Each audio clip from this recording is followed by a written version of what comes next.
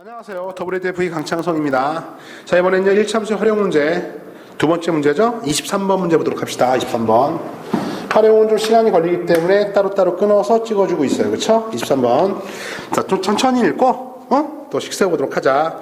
물이 들어있는 원기둥 모양의 물통이 있습니다. 물이 들어있는 이러한 원기둥 모양의 물통이 있어요. 원기둥 모양의 물통이 있어서 이렇게 생겨먹겠죠? 이런 원기둥 모양의 물통이 있어서 이 물통에 일정한 속도로 물을 채우기 시작했어요. 그렇죠? 자, 일정한 속도로 물을 채우기 시작했어요. 그렇죠?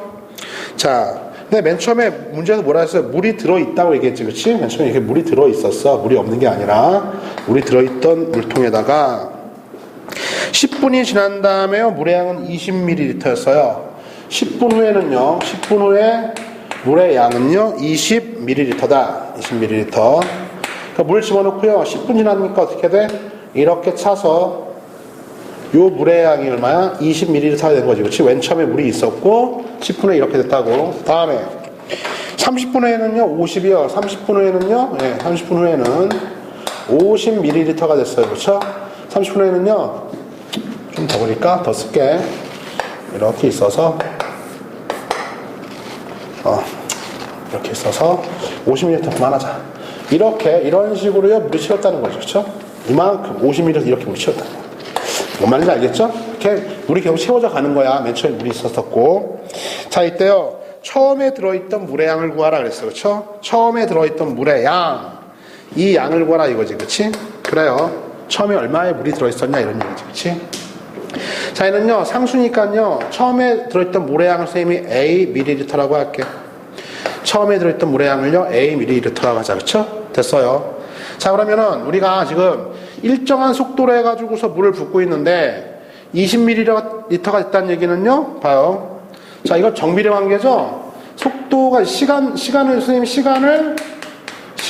X라고 할게. X분이라고 하자. 이 미주 잡는 게 중요해. 시간이 X분이야. 근데 10분 뒤에 20ml가 됐다는 얘기는 이렇게 되는 거죠. 자, 우리가 찾는 X분 후에 물의 양을 Y라고 합시다. X분 후에 담겨진 물의 양을 Y라고 할게요. 물의 양을요 Y ml라고 하면 봐요. 자, Y입니다. Y는요 일단 정비례 관계인데 정비례 상수 몰라요. 그러니까 어떻게 돼요? 선생님이요 mx 다음에요 0일 때는 a니까 플러스 이렇게 잡을 수 있겠냐고. 잘 봐요. 일단은 우리가 이걸 먼저 알아야겠죠. 일정한 속도로 물이 들어가고 있으니까 어떻게? 이 물이 들어간 물을 붓기 시작한 시간과 여기에 담겨지는 물의 양은요 이 파란색 물 없다고 생각하고 여기 들어가는 물의 양은요 이 시간에 정비례합니다. 맞죠? 자, 이 시간에 어떻게 정비례한다고 y = mx. 즉 시간 x가 흘러가면 흘러갈수록 물의 양은요 어떤 일정한 비율로서 늘어나는 거야. 그렇죠? 일정한 속도로 듣고 있으니까. 그렇지? 근데 처음 값은요 아예 물이 없었던 게 아니라 a만큼 물이 있었다고. 그래요? 이 상태의 식을 놓고서 우리가 문제를 해결할 수 있냐 이거죠. 그렇죠? 보니까 1차 함수죠. 다시 한번. 자, 일단 이걸 이해해야 돼. 자, 시간에 따라서 일정한 속도로 지금 물이 들어가고 있어요. 시간을 x분이라고 하자. 그러면 x분이니까 x분에 이렇게 정비례해서 저 안에 들어가는 물의 양이 쌓인다 이거지. 그치? 그래요. 정비례해서 물의 양이 쌓인다. 그쵸? 따라서 이 정비례하는 이러한 물의 양이 있는데, 근데 애초에 저 물통에 물이 하나도 없었던 게 아니라 물이 A만큼 있었다고. 한마디로 X가 0일 때는요 물의 양은 A부터 출발해서 이렇게 한다는 얘기잖아요. 그쵸? 됐어요. 자, 이때에 A 값 구하라는 건데 조건이 두 개가 있습니다. 10분 지났더니 20ml에다가 10 넣어주면 얼마 나오는데 20 나와야 돼. 물의 양 10 넣어주면 얼마다? 20 나와야 된다. 이렇게 30분 후에는요 전체적인 물의 양이 50이 돼 있어야 돼요. 50이 돼야 돼.